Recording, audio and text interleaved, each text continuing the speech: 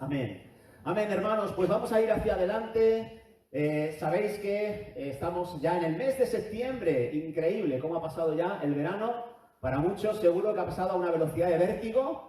Y en este mes de septiembre comenzamos un nuevo curso, el curso 2023-2024. No solo como congregación, sino también como sociedad y especialmente los alumnos del colegio. Hay algunos... le preguntaba a un joven a la entrada de la reunión, ¿ya comienzas en breve el colegio? ¿Estás contento? Y dice, no. Seguro que ese es el sentir de muchos jóvenes que comienzan una nueva etapa escolar y no están nada, pero que nada emocionados, ¿no? ¿Por qué no están tan emocionados? Pues indagando, haciendo un estudio y una investigación, me di cuenta de que muchas de las cosas que a ellos les preocupan a la hora de arrancar el curso, el nuevo curso, son los cambios que van a tener que experimentar. En esta congregación hay algunos niños que van a ir por primera vez al cole. Y eso les asusta a ellos y no te digo nada a los padres. A los padres también les asusta esa experiencia, ¿no? Algunos van a comenzar por primera vez la primaria y eso ya es otra cosa, son palabras mayores, ya no es la escuela infantil, ¿verdad? Y algunos incluso dejan la primaria para pasar ya a la secundaria, van al instituto y ahí ya también genera una tensión increíble. Muchos de los institutos a los que van nuestros hijos son como una selva, como una selva. Yo he estado presente en algunos de los institutos de esta zona y es como la ley del más fuerte.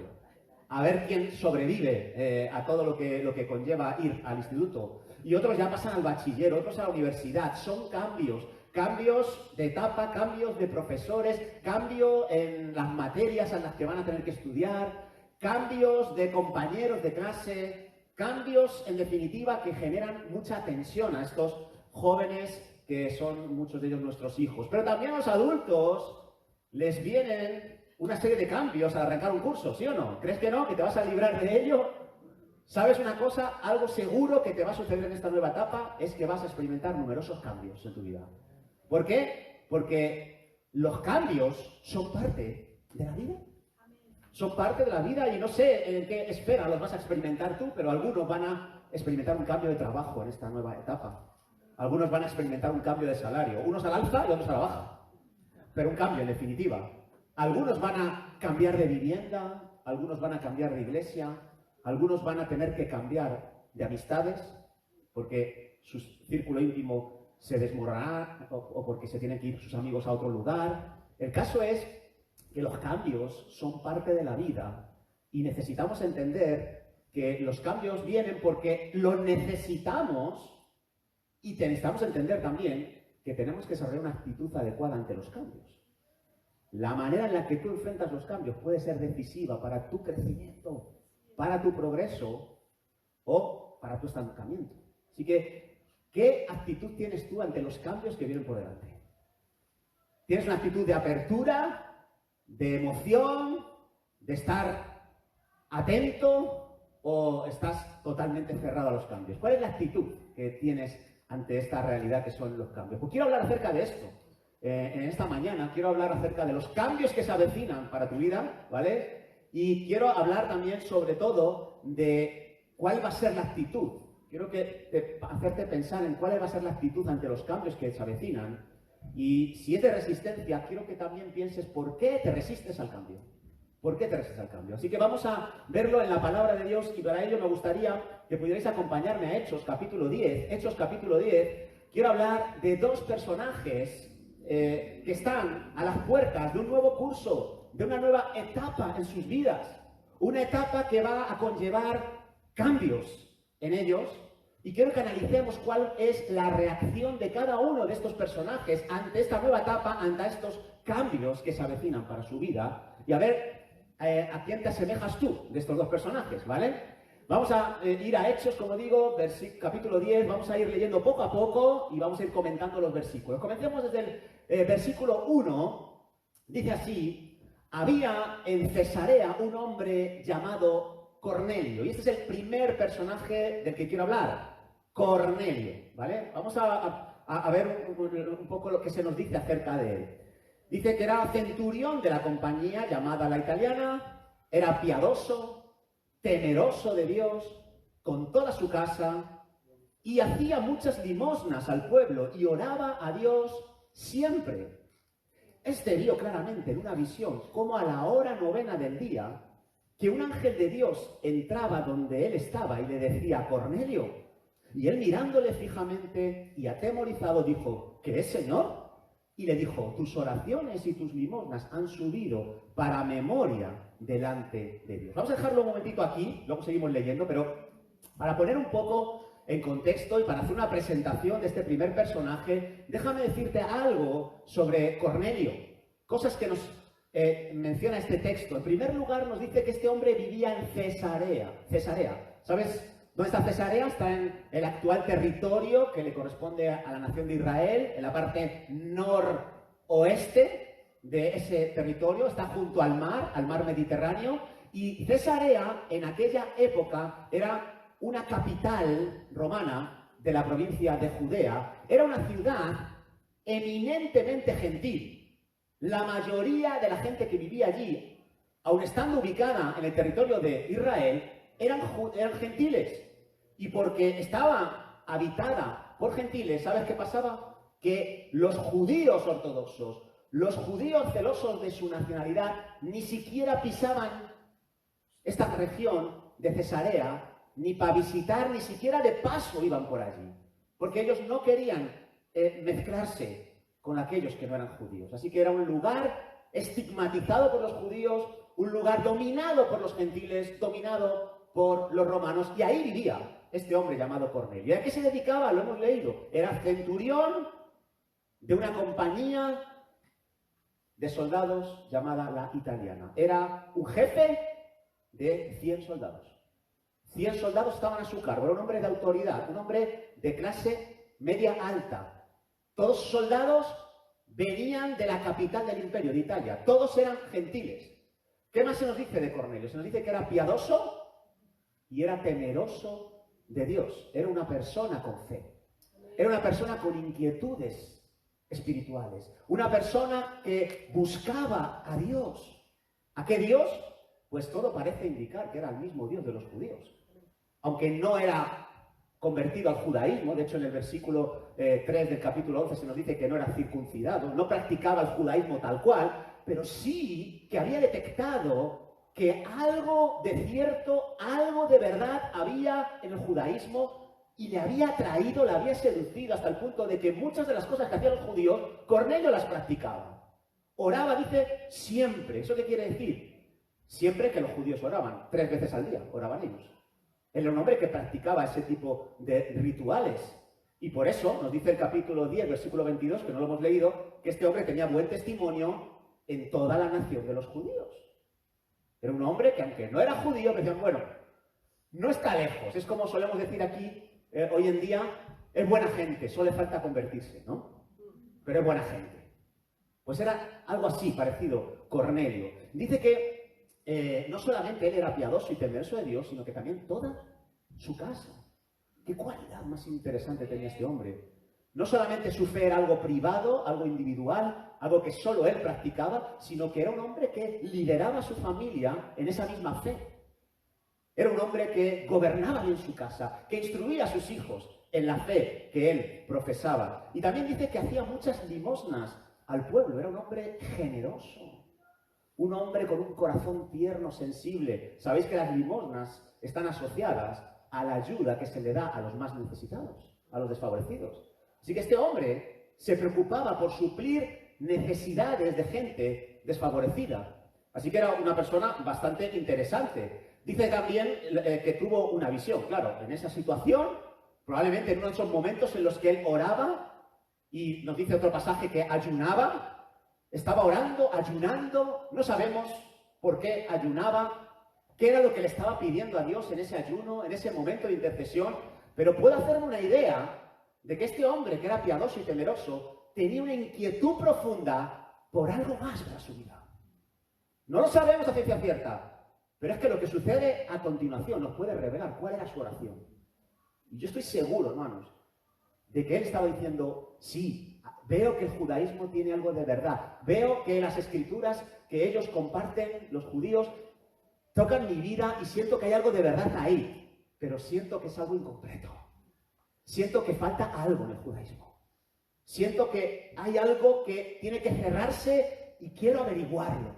Y Cornelio, estoy seguro que oraba así: dame todo lo que tienes para mí. Y yo seguro que dijo amén. Y apareció ahí una visión clara de un ángel. Un ángel se le aparece. ¡Wow! Imagínate, ¿qué harías tú?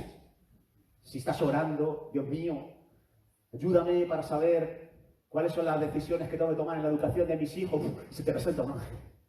¿Qué harías tú? ¡Ay, te reprendo! No sé. ¡Socorro! Bueno, este hombre me encanta la reacción que tiene. Dice que dijo: ¿qué es, Señor? ¿Qué quieres de mí? ¿Qué quieres de mí? ¡Wow! ¡Qué reacción más extraordinaria! ¿Qué quieres de mí? Señor, sabía que estaba ante una autoridad, sabía que estaba ante alguien al que debía someter su corazón. Dice: ¿qué quieres que haga, Señor? Versículo 5, pasamos a la siguiente sección. Dice, el ángel le habla. Dice: envía pues ahora hombres a Jope y haz venir. Pásame una diapositiva, Roberto, por favor. Y haz venir a Simón, el que tiene por sobrenombre Pedro. Este posa en casa de cierto Simón curtidor, que tiene su casa junto al mar. Él te dirá lo que es necesario que hagas. Y cuando se fue el ángel que hablaba con Cornelio, este llamó a 2 de sus criados y a un devoto soldado de los que le asistían, a los cuales envió a Jope después de haberles contado todo. Déjame ahora pararme un momentito en analizar lo que sucede en esa visión tan extraordinaria que tiene Cornelio y en lo que le dice el ángel a él. El ángel me llama la atención que le llama por su nombre, le llama Cornelio. Este hombre era alguien conocido en el cielo, era conocido por los judíos, daban buen testimonio de él, era conocido en la tierra, era un cargo de autoridad importante, pero es que el ángel le llama por su nombre, le conocían en el cielo.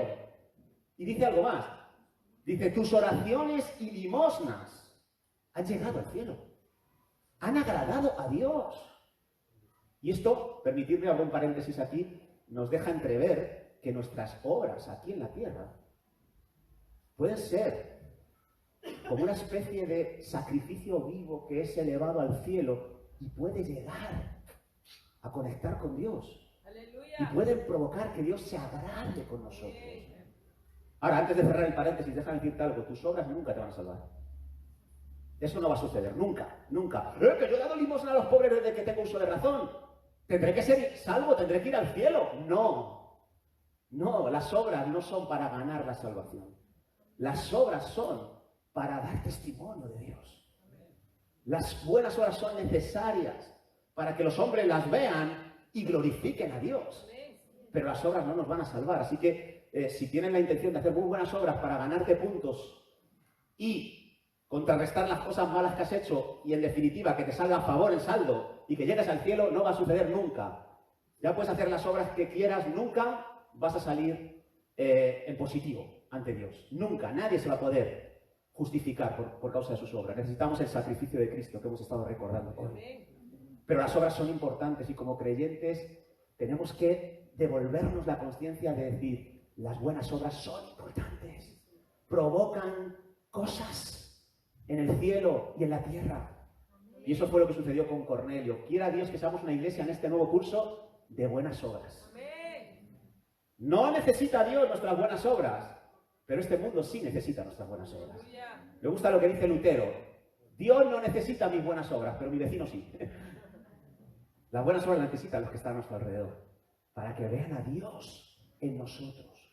Y eso va a traer un resultado. Ahora, dice algo más. El ángel, después de llamarle por su nombre y decirle: oye, tus buenas obras, tus oraciones, tus limosnas han llegado al cielo, han sido agradables a Dios. Le dice algo más, le da órdenes, le da unas directrices muy precisas, le da una respuesta a la oración. Y de ahí que yo intuyo cuál era la oración que estaba diciendo Cornelio. ¿Recuerdas? Quiero algo más, quiero todo lo que tengas para mí. ¿Esto es todo lo que veo en los judíos? ¿Hay algo más? Pues el ángel le viene y le dice: sí, hay algo más. Hay algo más. Y le dice: hay un hombre a 62 kilómetros de tu casa, en Jope. Es judío. Y lo que tienes que hacer es ir a buscarle. Se llama Pedro. está en una casa de un tal Simón el curtidor, qué detallista el ángel, ¿no? O sea, ni un GPS, vamos. Y quiero que escuches todo lo que él te tiene que decir. Así que tráele para tu casa. No sé, yo siempre que leo esta historia digo, qué manera de complicar la vida, ¿no? ¿Por qué no le explicas tú, Ángel, a Cornelio lo que necesita entender para tener esa plenitud que está buscando? ¿Por qué no se lo dices tú? A Dios le agradó usar a los seres humanos para ser mensajeros suyos. Quiere usarte Dios como instrumento suyo, como herramienta suya, como vehículo a través del cual Él puede hacer una gran obra en otros. ¿Tú crees eso?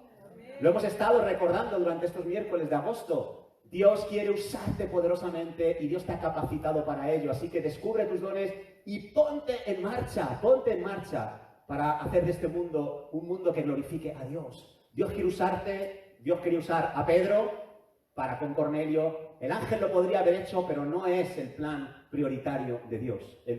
Dios tiene un plan que es usarte a ti y usarme a mí. Así que cuando el ángel le da la orden a Cornelio, no olvides que Cornelio era un hombre de autoridad, tenía 100 soldados y era romano. Estos hombres no solían obedecer órdenes, las daban. Pero un ángel va y le da unas directrices de lo que él tiene que hacer y me encanta la reacción de Cornelio. ¿Cuál es la reacción de Cornelio? Se mueve al instante, inmediatamente busca hacer lo que el ángel le ha pedido. Llama a 2 de sus criados y a un devoto soldado que le asistía y le cuenta todo y los envía a Jope y dice, no te retrases, necesitas ir a Jope y tráeme aquí a ese tal Pedro que tenemos que escuchar lo que nos tiene que decir. Al instante, ¿eh? No hay ni un cuestionamiento. Y era un gran cambio para Cornelio. Era un gran cambio para la vida de él. Era un gran esfuerzo el que tenía que hacer para mover todas las cuestiones y cumplir lo que el ángel le había dado. Este es Cornelio. Os lo presento. ¿Qué os parece Cornelio? Increíble, ¿no? Vamos con el segundo personaje, ¿vale? Que aparece a continuación en el versículo 6 del capítulo... perdón, el versículo 9. Sí, el versículo 9. Del capítulo 10. Dice, al día siguiente, mientras ellos iban por el camino y se acercaban a la ciudad, Pedro, ese es el segundo personaje, el apóstol Pedro, subió a la azotea para orar cerca de la hora sexta. Y tuvo gran hambre y quiso comer, pero mientras le preparaban algo, le sobrevino un éxtasis. Y vio el cielo abierto y que descendía algo semejante a un gran lienzo, una gran sábana, que atada de las 4 puntas era bajada a la tierra. Y en esa sábana, en ese lienzo, había todo tipo de cuadrúpedos terrestres, de reptiles y de aves del cielo. Bueno, este es el primer párrafo que nos habla de este otro personaje, de Pedro. ¿Y qué se nos dice de él? Déjame que también te lo detalle, para que tengamos claridad acerca de este segundo personaje. Dice que estaba en Jope. Hemos leído antes que estaba en casa de Simón el curtidor, ¿vale? Y eso es interesante, porque no sé si saben lo que son los curtidores. Pero un curtidor es alguien que trabaja con las pieles de animales muertos para convertirlos pues, en abrigos, en gorros, en forraje para un sillón, para una silla, no lo sé. Pero eso para los judíos era abominable. Los curtidores eran personas inmundas para los judíos. ¿Sabes por qué? Según la ley, porque estaban en contacto con un animal muerto. Un judío no podía tocar a un muerto, era impuro, y estos hombres trabajaban en ello. ¿Y qué hacía Pedro? Viviendo en casa de un personaje inmundo para la mentalidad judía. Así que esto nos habla de que Pedro era un hombre que, aunque había nacido y se había criado en el judaísmo, había evolucionado, no estaba tan establecido, tan arraigado en las costumbres judaicas, había evolucionado en alguna manera, ¿vale? Así que eso es muy meritorio por parte de Pedro. Él entendió que había que hacer algunos cambios cuando conoció a Jesús, que el vino nuevo hay que echarlo en odres nuevos, que no puedes coger una prenda nueva para hacer un remiendo en ropa vieja, no puedes hacerlo. Pedro lo había entendido y había evolucionado, así que eso es algo muy bueno en relación a esto de los cambios que estamos hablando. Pero dice que cuando subió a la azotea se puso a orar también, a la hora sexta, y oraba a Dios, como lo hizo Cornelio, ¿Qué estaba pidiendo Pedro? No lo sabemos, pero probablemente, por lo que sucede a continuación, su petición era: ¿qué quieres de mí? ¿Cuál es el siguiente paso? Señor, tú me has dicho que yo tengo las llaves del reino, ¿vale? Y por ahora la única puerta que hemos abierto ha sido la de Jerusalén. Pero tú me has dicho que me has entregado las llaves del reino para abrir este evangelio que tú nos has dado. Pero, ¿cuál es el siguiente paso? Y dice que tuvo un éxtasis.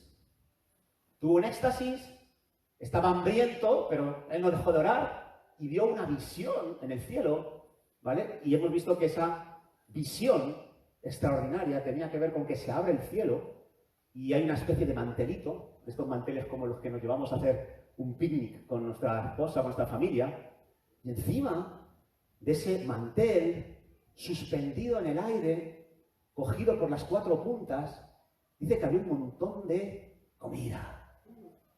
Un montón de suculentos manjares, de todo tipo de animales, cuadrúpedos terrestres. Había también aves, reptiles. No lo dice, pero a lo mejor estaban recién cocinados y se podía uno imaginar el olor tan delicioso que emanaban estos animales. Y Pedro está así, viendo la imagen, con un hambre increíble, no sabemos cuánto tiempo llevaba sin comer. Y ahí estaba viendo ese mantel ahí extendido, lleno de alimentos. ¿Y qué pasa? Fíjate, versículo 13. Le vio una voz también. Le vio una voz, como le pasó a Cornelio. Y la voz le dijo: levántate, Pedro, mata y come. Entonces Pedro dijo: Señor, no, porque ninguna cosa común o inmunda he comido jamás. Volvió la voz a él por segunda vez. Lo que Dios limpió, no lo llames tú común. ¿Y esto se hizo cuántas veces? 3 veces. ¿El qué? Que volvió otra vez la voz a decirle: mata y come, no llames inmundo lo que yo he limpiado. Y aquel lienzo, aquel mantel volvió a ser recogido en el cielo. Así que fíjate, aquí Pedro tiene una experiencia similar pero distinta a la de Cornelio. Ya no es un ángel el que se le aparece. ¿Quién es el que se le aparece? El mismo Jesús.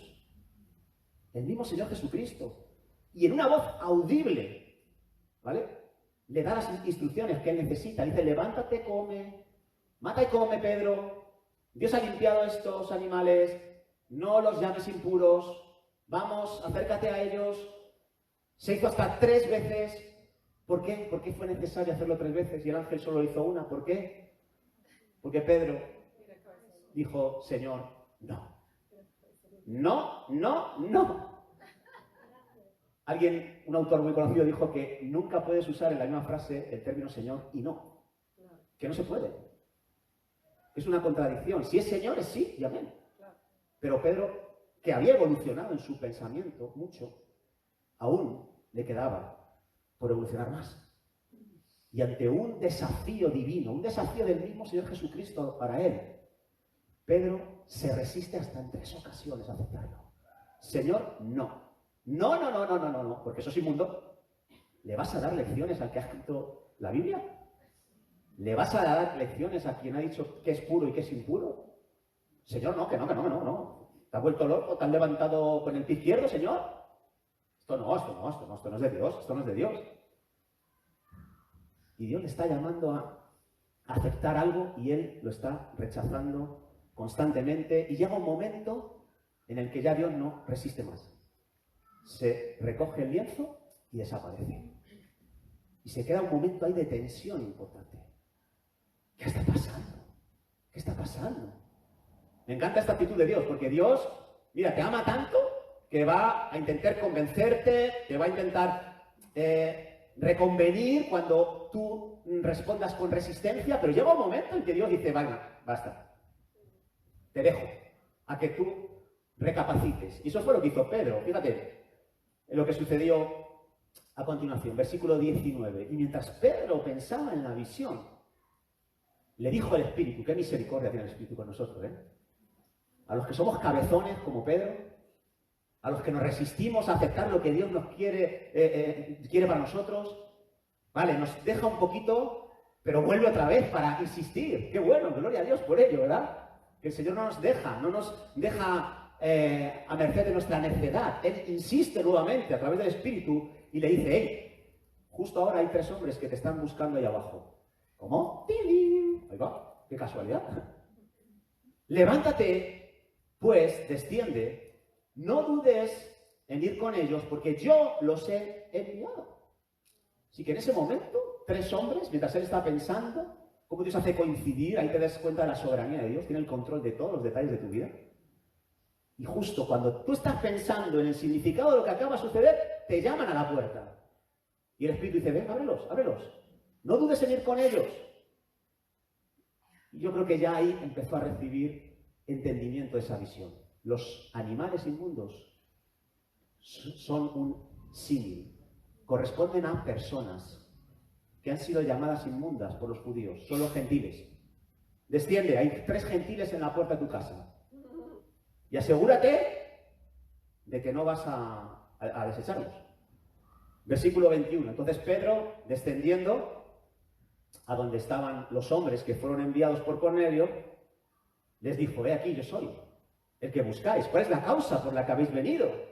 Ellos dijeron, Cornelio, el centurión, varón justo y temeroso de Dios, que tiene buen testimonio de toda la nación de los judíos, ha recibido instrucciones de un santo ángel de hacerte venir a su casa para oír tus palabras. Qué reto, qué desafío para Pedro. Este es el mismo reto del lienzo, pero ahora ya sobre la realidad. Y entonces, Pedro, imagino con una lucha interna tremenda, les hizo entrar a la casa, pasar. Estoy seguro que Pedro no tenía, las emociones no le acompañaban en ese acto, pero sabía que eso venía de Dios. Y deja de resistir y dice, pasad, por favor, pasad, los hospedó. Y al día siguiente, levantándose, se fue con ellos a Cesarea, ¿recuerdas? Los judíos no entraban allí ni de paso, y le acompañaron algunos de los hermanos de Jope. ¡Wow!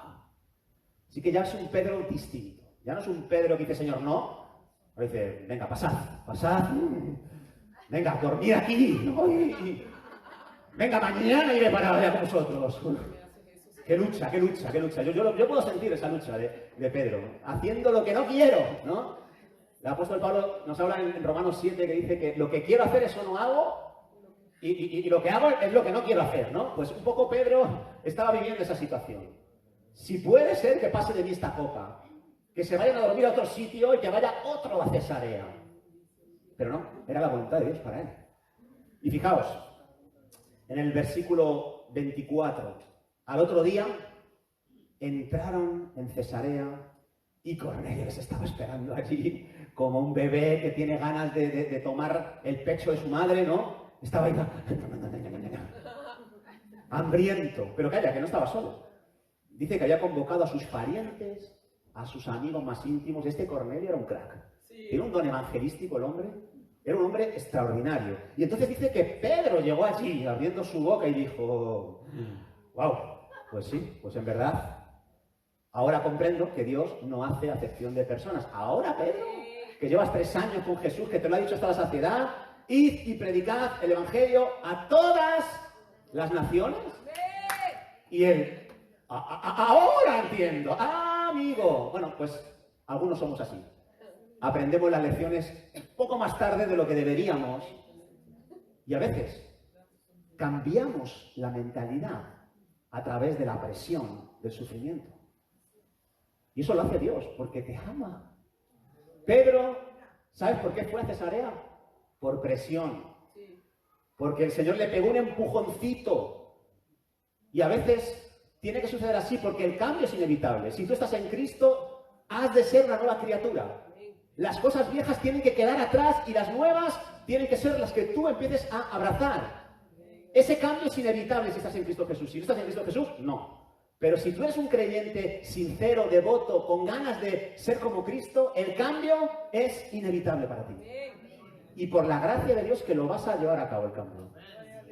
Porque te va a ayudar, te va a ayudar. Porque a veces hasta que no sentimos la obligación de cambiar, no cambiamos. Y Dios dice, no te preocupes, que yo entiendo que eres polvo y te voy a ayudar. Y a veces envía enfermedades. ¿Para qué? Para cambiar. A veces nos despiden del trabajo de manera inexplicable. ¿Para qué? Para cambiar. A veces tienes que vivir situaciones desastrosas en tu hogar. ¿Para qué? Para cambiar. Porque de otra manera tú no cambias. Yo tampoco. Hay cambios que sí, que se aceptan con deportividad, pero otros hay que obligarte a que avances. Y por eso, gloria a Dios por el Señor cuando envía los momentos de dificultad, porque está buscando los cambios positivos que necesitamos. Y gracias a Dios por ellos. Entonces Pedro lo hizo y entró allí y dijo, bueno, pues venga, ya estoy aquí, voy a hacer lo que he venido a hacer. Y predica un mensaje, no lo vamos a leer, pero si tú tienes en casa, desde el versículo 34 del capítulo 10 al versículo 43, empieza él a dar un discurso, un mensaje. Y si lo analizas, es exactamente el mismo que el de Hechos capítulo 2 a los judíos. ¡Aleluya! El mismo mensaje. Les comparte el mismo evangelio. Amén. ¿Y qué sucede con ellos?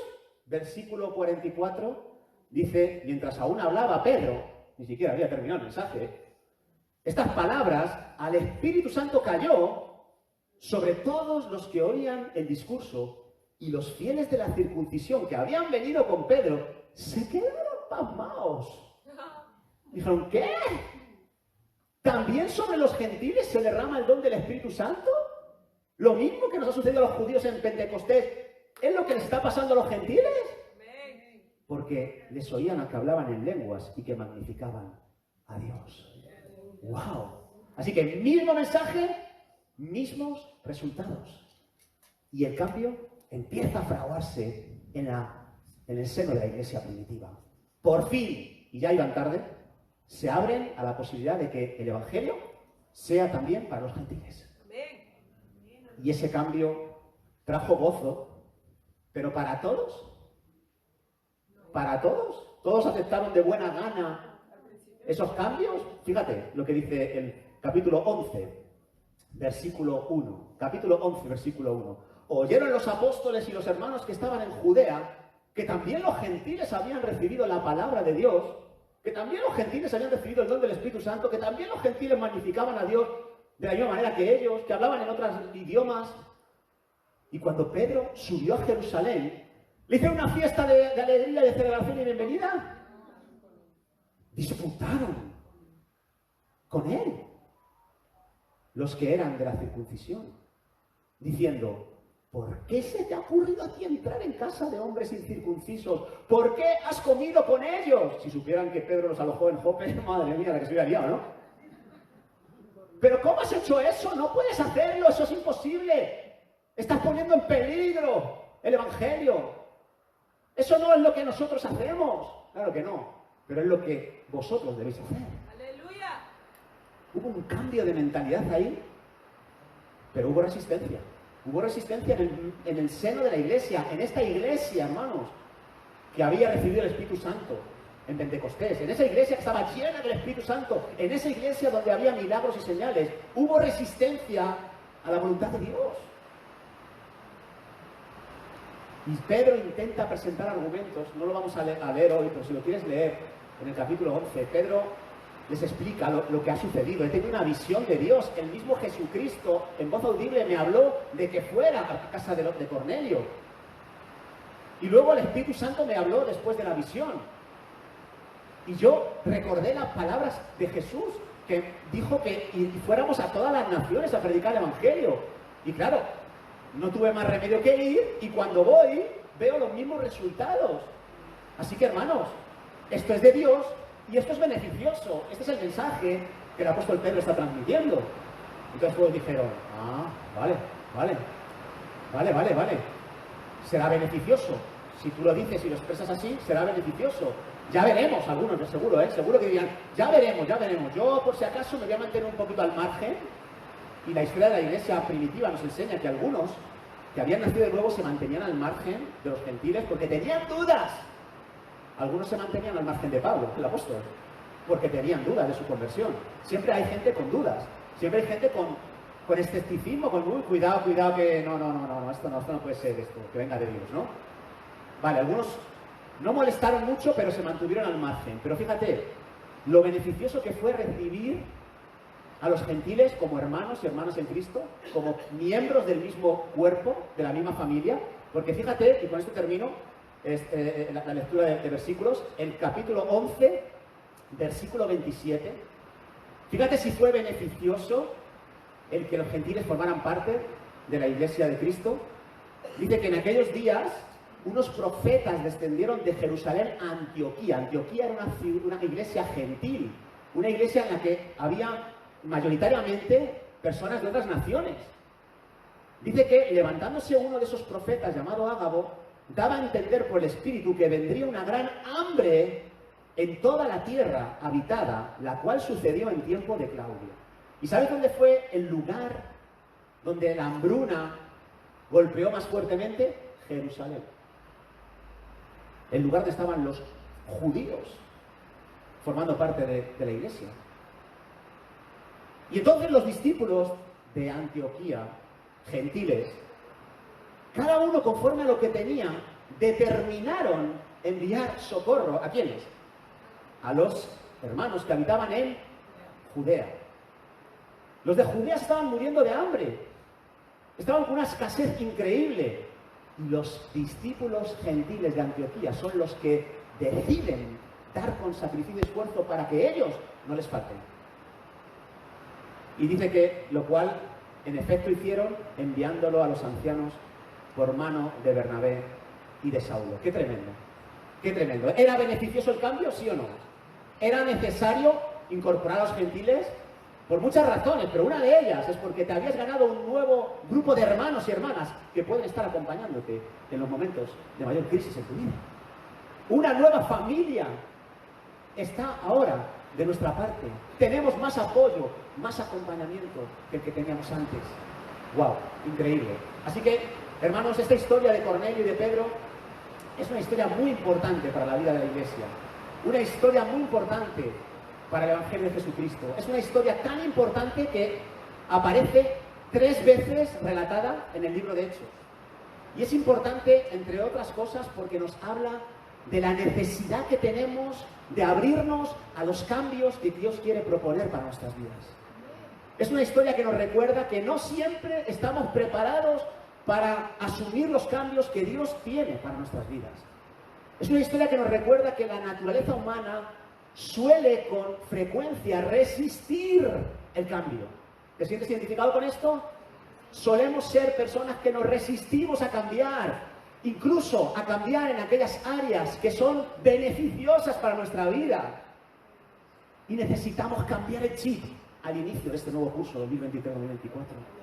Necesitamos abrirnos a los cambios que Dios quiere para nosotros como individuos y también como iglesia, hermanos. Porque Dios quiere hacer cambios en nuestra iglesia. ¿Tú estás de acuerdo con esto? Dios quiere hacer cambios. Y cambios incómodos. Cambios que no van a resultar tan agradables para muchos de nosotros. Y tenemos que decidir cuál va a ser nuestra respuesta. ¿La de Cornelio al instante actúa? ¿O la de Pedro? No. ¿Y ya bajo presión? Sí, venga, vale, sí, venga, no me queda otra. ¿Cuál va a ser nuestra reacción? Porque te aseguro algo. En este año vas a escuchar la voz de Dios diciéndote, haz esto. Y va a poner una crisis para tu vida. Algunos que están en este lugar van a escuchar a Dios diciendo, quiero que participes en determinadas áreas. Quiero que pongas en acción los dones que te he dado. Quiero que te impliques más en el bienestar de otras personas.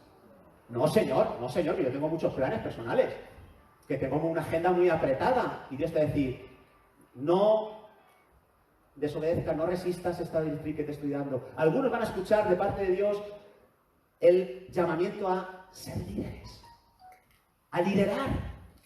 No, yo prefiero ser una persona que pase más desapercibida. Dios te va a decir, no, yo quiero que tú ejerzas una influencia sobre un grupo de personas. Algunos van a ser desafiados para implementar acciones que les lleven a un crecimiento espiritual. Y Dios te va a decir, quiero que te propongas estudiar la palabra de una manera más seria. No me va a valer que te levantes y cojas una aplicación, una app de estas devocionales, que leas un versiculito, una meditación y ya no te acuerdes más de mí en todo el día. Dios te va a decir, cambia esa forma de relacionarte conmigo. Y tú decir, no, Señor, no. O decir, al instante. Dios te va a decir, quiero más tiempo de intimidad contigo en este año. En este nuevo curso quiero que me dediques más tiempo para hablar. Quiero que te dediques más tiempo para escucharme en oración. ¿Y cómo va a ser nuestra respuesta? Sí, Señor, amén. O no, Señor, no. En este año algunos van a escuchar a Dios decirle, quiero que te relaciones con nuevas personas, que salgas de tu círculo de amistades de toda la vida. Quiero que dejes ese gueto que te has formado. Y quiero que lo abras a nuevas personas que voy a enviar a la iglesia.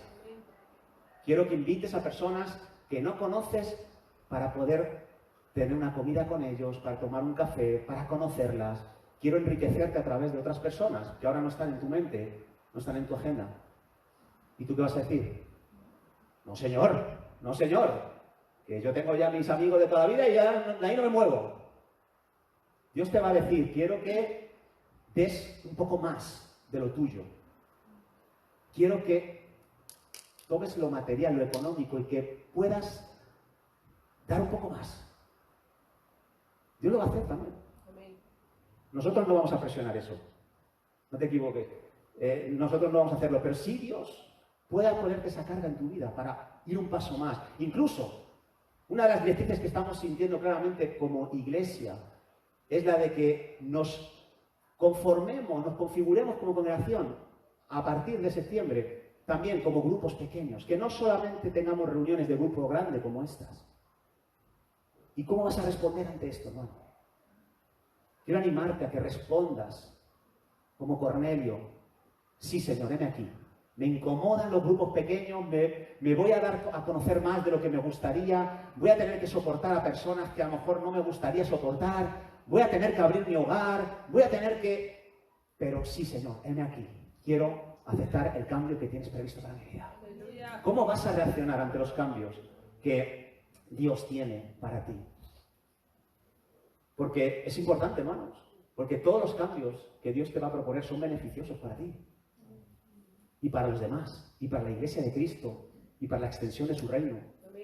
Y necesitamos pensar y meditar acerca de ello. Ahora, déjame terminar con una respuesta a esta pregunta. ¿Por qué nos cuesta tanto cambiar? ¿Por qué nos cuesta como seres humanos tanto el cambio? Mira, hay 3 razones que veo en el apóstol Pedro y que le llevaron a eludir, esquivar el cambio que Dios le proponía. Número 1, el miedo. Hemos hablado mucho de miedo, pero el miedo es que es tan presente en nuestra vida. Es una de las emociones más paralizantes para la fe, para nuestra pasión, nuestro fervor espiritual. El miedo suele ser una piedra en el camino que tenemos que aprender a esquivar con frecuencia.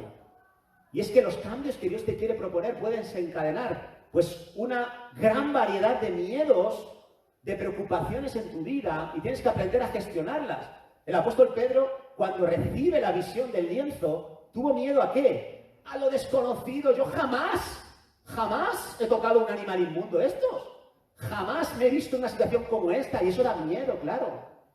Porque no sé a ti, pero a la mayoría de nosotros nos gusta movernos por lo conocido, por lo que controlamos. Pero cuando Dios te dice, no, da un salto de fe, da un salto al vacío, haz algo que nunca has hecho. ¡Wow! Da miedo eso, y da miedo también fracasar. Porque claro, como no lo controlo, pues lo más probable es que algún fracaso voy a experimentar, algún traspié voy a experimentar. Y a muchos no nos gusta fracasar. A muchos nos gusta ir de gloria en gloria y de victoria en victoria, ¿no? Y como dice el pastor Marcos, y de oca a oca y tiro como me toca, ¿no? A nosotros nos encanta que todo nos salga perfecto, pero a veces los cambios conllevan una experimentación inicial hasta que logras la destreza y la habilidad, y en el camino te vas a encontrar muchas experiencias de fracaso, de derrota, y no nos gusta eso, porque siempre en la derrota hay algo que perder. Hay algo que perder. Y el apóstol Pedro tenía estos miedos. es algo desconocido, pero ¿y si voy para allá y resulta que me he equivocado? Y tengo miedo a perder el buen testimonio entre los judíos de la circuncisión. Esos miedos estaban en Pedro y probablemente fue lo que le impidió. Pero hubo algo más. A veces hay comodidad, hay pereza, porque los cambios que Dios nos está llamando a hacer en nuestra vida y como congregación requieren esfuerzo, requieren disciplina. Y claro, cuando hay tanto esfuerzo, dame una Robert, perdona. La segunda, pereza, comodidad. Cuando hay tanto esfuerzo que implica el cambio que estamos queriendo perseguir y abrazar, pues no nos motiva lo suficiente el cambio, ¿no? Cuando hay que pagar un precio, la motivación está bajo mínimos.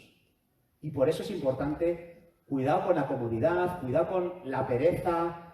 Sí, ojo, es que sí, yo tengo que cambiar. Si yo sé que este hábito no debería estar aquí, pero es que lo que implica el cambio, madre mía, no estoy yo listo para ello, ¿no? O la batalla espiritual, que cuando emprendemos un cambio para mejorar nuestras vidas, la vida de la iglesia, ¿sabes qué pasa? Que el infierno viene contra ti. Y a nivel espiritual, los cambios requieren una energía, una fortaleza espiritual que muchas veces nos da una flojera y decidimos mejor. Virgencita, dicen aquí, que me quede como esté. Mejor lo malo conocido que lo bueno conocer. Eso es falso. Esas verdades vienen del infierno. Ábrete al cambio aunque te implique salir de tu área de confort. Y por último, el escepticismo. El escepticismo. Esto también está muy arraigado en nosotros. Dios nos pide un cambio y dice, mira, mira, que las personas no cambian. Que las personas no cambian. A estas alturas voy a cambiar yo. ¿Voy a lograr yo cambiar si llevo 40 años practicando este tipo de vida? Si llevo 40 años teniendo esta actitud ante esta situación, ¿voy a cambiar realmente? No, el cambio no es posible. No me gusta lo que estoy haciendo, sé que no es lo mejor, sé que hay algo mejor, pero yo sé que ya no voy a poder cambiar. Yo he nacido así, él me hizo así, no lo sé, pero es imposible. Cuidado, eso es una trampa que te puede impedir avanzar hacia el cambio que Dios tiene en mente. Así que desecha el miedo, desecha la pereza, desecha el escepticismo, abraza la fe, abraza estos ejemplos inspiradores como el que hemos visto de Cornelio y Pedro y coopera con el cambio diciéndole a Dios, ¿qué quieres, Señor? ¿Qué es, Señor? ¿Qué quieres de mí? ¿Qué tengo que hacer? Y en cuanto lo escuches, emprende una acción constante en esa dirección que Dios te está mostrando. Así que, hermanos, vamos hacia el cambio como individuos, vamos hacia el cambio en esta nueva etapa como iglesia, vamos a abrazar el cambio que viene de Dios, ¿sí? Vamos a hacerlo como congregación y recuerda que a los humanos no nos gustan los cambios, que hay miedo, que hay comodidad y hay escepticismo y muchas otras cosas, pero vamos a por el cambio en el nombre de Jesús. Pon tus ojos en Jesús, el que realmente renunció a toda la comodidad, a todos los miedos para abrazar el cambio que era necesario hacer en esta humanidad. ¿Tú sabes Jesús? Estaba en el cielo, en la gloria, en un estado de comodidad, bienestar completo. Y llega el Padre y dice, a la tierra. Y dice Pablo en Filipenses 2 que siendo en forma de Dios, no se resistió a hacerse un hombre. Porque lo vio beneficioso el cambio, pero era un cambio amenazador. Pero él decidió hacerse un hombre. ¿Y cómo comienza uno a ser un hombre? Se mete en el vientre de una mujer, ¿no? Se hace niño primero. Eso no es cómodo. Eso no es agradable. Eso da miedo. Se convirtió de Dios, el ser más poderoso del planeta y del universo, en el ser más insignificante, desvalido y vulnerable de la historia. Un bebé. En un lugar lleno de conflictos constantes. Pero él dijo, el cambio es necesario, abrazo el cambio, voy para allá. Y luego, cuando se va haciendo adulto, fallece su padrastro. Y se tiene que dedicar ¿a qué? A la carpintería. Un montón de años. Pero yo que había pensado estudiar otra cosa. Había pensado dedicarme a otra cosa y no a estar aquí lijando maderas y haciendo muebles. Eso que lo haga Ikea, ¿no? Pues tú tienes que ejercer de carpintero porque eres el primogénito de este hogar y si tú lo trabajas, tu madre no come. Pero llegó un momento en que se le pide un cambio nuevo. Te vas a bautizar. ¿Vas a bautizar? ¿Yo bautizarme? Es necesario que tú te bautices. Y se lo pides a tu primo, Juan. A Juan el Bautista, ese loco que vive en el desierto, con una vestimenta, un outfit poco agradable y comiendo langostas. Langostas y insectos, ¿vale? No marisco. Sí, ve al desierto y que te bautice. ¡Ay, ya me he bautizado! ¡Qué bueno! Ahora desierto, 40 días de ayuno. ¡No, ese cambio no, Señor! 40 días en el desierto, ayunando y siendo tentado por el diablo de una manera increíble. Y después, deja tu trabajo y ponte a ejercer un ministerio público. ¿Y cuánto voy a cobrar? Nada. ¿Y la casa? Ninguna. ¿Ni coche? Nada, ni burra. Vive por fe. Empieza a caminar. Dios te da visión y Él te da la provisión.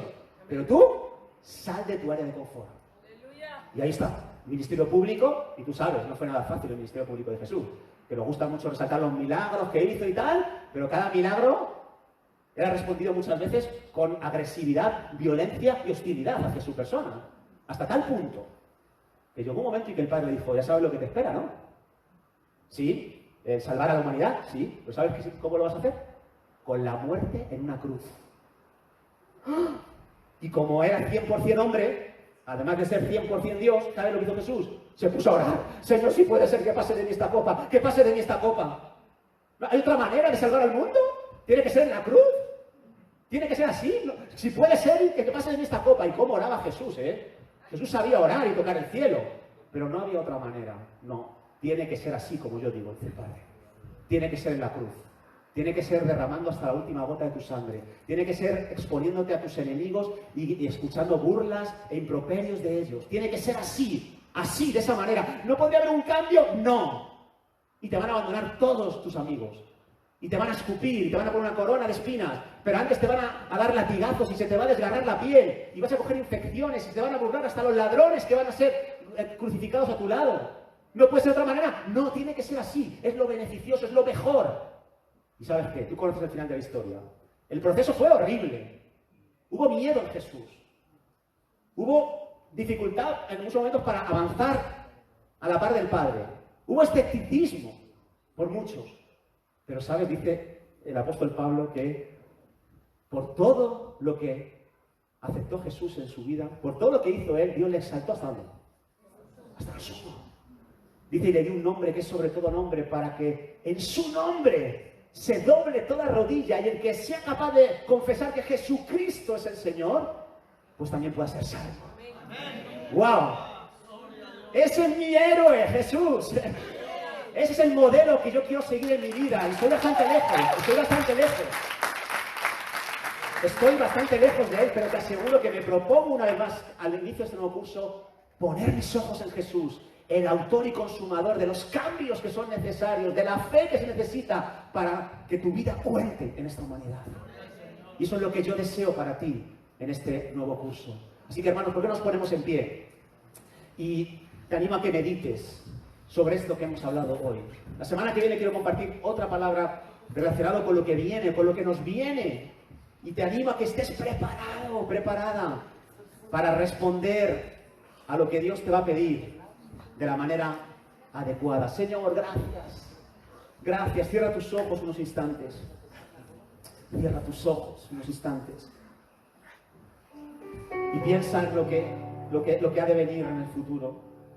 En este curso 2023-2024, Dios quiere que te levantes y que edifiques. Y eso va a conllevar cambios profundos. Cambios dramáticos incluso. Pero son cambios beneficiosos para ti, cambios beneficiosos para tu hogar, cambios beneficiosos para tu iglesia, para tu país. Necesitamos abrazar esta fe en Jesús más que nunca para poder responder adecuadamente como Cornelio. Y si tú nunca antes has entregado tu vida a Jesús, si nunca antes has depositado tu fe en Jesús de manera seria, yo te quiero animar a que lo hagas hoy. Ven a Jesús. Ven a Jesús. para poder responder adecuadamente ante los desafíos que vas a enfrentar en esta vida y en la venidera. Ven a Jesús. Él es el más hermoso de todos. Él es el modelo más inspirador, más saludable, más beneficioso que podemos tener. Ven a Jesús. Si quieres, al finalizar la reunión, puedes venir y que pueda llorar por ti, para que puedas empezar este nuevo curso con garantías, poniendo un buen cimiento en tu vida. Y al resto, al que ya conocemos al Señor, te quiero animar a que le pidas a Dios superar tus miedos, tu comodidad, tu escepticismo, que te abras a la posibilidad de que en este nuevo curso llegue ese cambio que has estado anhelando. Y tú puedes decir, sí, es que ya lo he intentado un montón de veces y no ha sido posible. Vuélvelo a intentar nuevamente. En el nombre de Jesús. Vuelve a avanzar en dirección al cambio beneficioso. Y te aseguro que no vas a quedar defraudado. Señor, ayúdanos. Ayúdanos, te lo suplico. Ayúdanos, Señor, a seguir tus pisadas. Aunque nos dirijas por territorios incómodos, aunque conlleve dificultad, ayúdanos a seguir tus pisadas. En el nombre de Jesús.